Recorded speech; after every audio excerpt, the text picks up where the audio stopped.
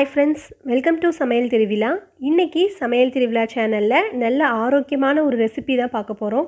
நம்ம போன்ஸோட ஸ்ட்ரெngth எல்லாம் இம்ப்ரூவ் பண்றதுக்கு உளுந்தங்கூழ் எப்படி செய்யலாம்ங்கறத பார்க்க போறோம். அதுக்கு வெள்ளை உளுந்து ஒரு 4 டேபிள் ஸ்பூன் எடுத்துக்கோங்க.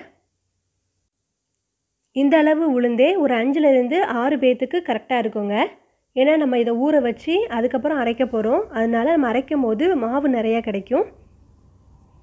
எப்பவும் போல ஊற வைக்கிறதுக்கு முன்னாடி கொஞ்சமா தண்ணி சேர்த்து உளுந்த நல்லா கழுவி எடுத்துக்கோங்க. நம்ம ஊற வச்சதுக்கு அப்புறம் கழுவ கூடாது. உளுந்து ஒரு 2 ல இருந்து 3 மணி நேரம் நல்லா ஊறட்டுங்க. இப்போ பாருங்க உளுந்து ஊறி நல்லா ரெடியா இருக்கு. உளுந்தங்கூழ் பண்றதுக்கு இப்போ உளுந்து தயாரா இருக்கு. அடுத்ததா 2 டேபிள் ஸ்பூன் தேங்காய் துருவல் எடுத்துக்கோங்க. கிரேட்டர்ல தேங்காய் துருவும்போதே பெரிய சைஸ் ஹோல் இருக்குலையா அதில் வச்சு துருவி எடுத்துக்கோங்க. அப்படின்னா தான் கூழ் குடிக்கும்போது இது கடிப்படும் போது நல்லா இருக்கும். பிறகு 2 டீஸ்பூன் போல் நெய் எடுத்துக்கோங்க. பிறகு வாசனைக்காக 1 டீஸ்பூன் போல் ஏலக்காய் தூள் எடுத்துக்கோங்க. கடைசியாக இந்த ரெசிபிக்கு தேவையான அளவு வெல்லம். இதுக்கு 200 கிராம் வெல்லம் எடுத்துருக்கிறேன்.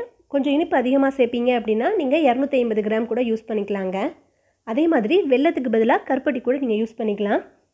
சரி, இது எப்படி செய்யலாங்கிறத பார்த்துடலாம். ஃபஸ்ட்டு ஒரு மிக்ஸி ஜாரில் நம்ம ஊற வச்சுருந்தோம் இல்லையா உளுந்து, அதை அப்படியே மாற்றிக்கோங்க. மாற்றிட்டு கொஞ்சம் கொஞ்சமாக தண்ணி சேர்த்து நல்லா மையாக அரைச்சி எடுத்துக்கோங்க.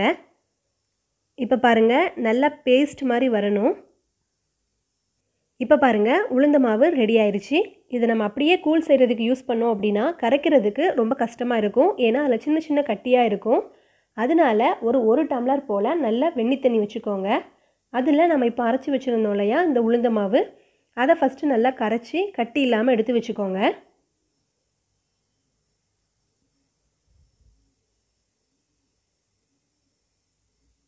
இப்போ பாருங்கள் அதில் கட்டி இல்லாமல் நம்ம கரைச்சி எடுத்து வச்சுட்டோம்.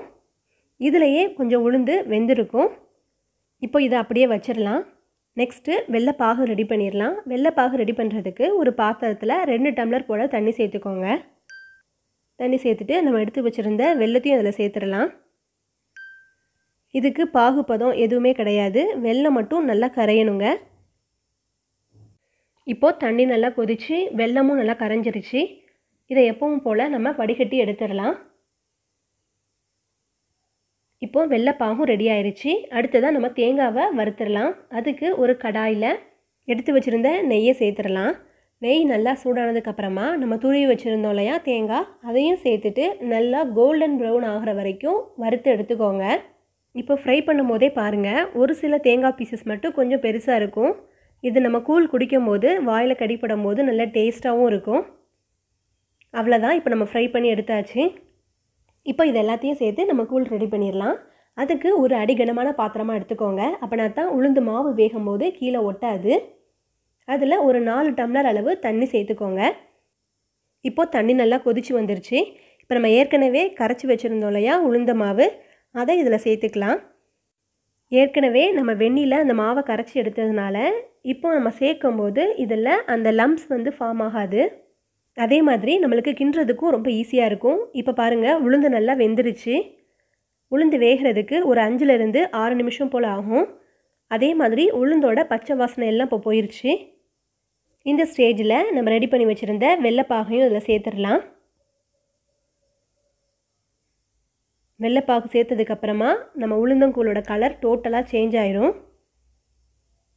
வெள்ளைப்பாகு சேர்த்துட்டு ஒரு 2 நிமிஷம் போல் நல்லா கொதிக்கட்டும். ஒரு கொதி வந்ததுக்கு அப்புறமா நம்ம வறுத்து வச்சுருந்த தேங்காய் துருவல், அப்புறமா ஏலக்காய் தூள் அதையும் சேர்த்துடலாம். சேர்த்துட்டு ஒரு 2 நிமிஷம் போல் நல்லா கொதிக்கட்டும். இவ்வளோதான், உளுந்தங்கூழ் ரெடி ஆயிடுச்சு. இதே இதில் நீங்கள் இனிப்புக்காக நாட்டு சர்க்கரை அப்படி இல்லைன்னா கருப்பட்டி சேர்த்துக்கோங்க. டேஸ்ட் இன்னும் நல்லா இருக்கும். இப்போது ஒரு கொதி வந்ததுக்கப்புறமா ஸ்டவ் ஆஃப் பண்ணிவிட்டு சர்வ் பண்ணிடுங்க. அவ்வளோதான், நல்ல ஆரோக்கியமான உளுந்தங்கூழ் ரெடி ஆயிடுச்சு.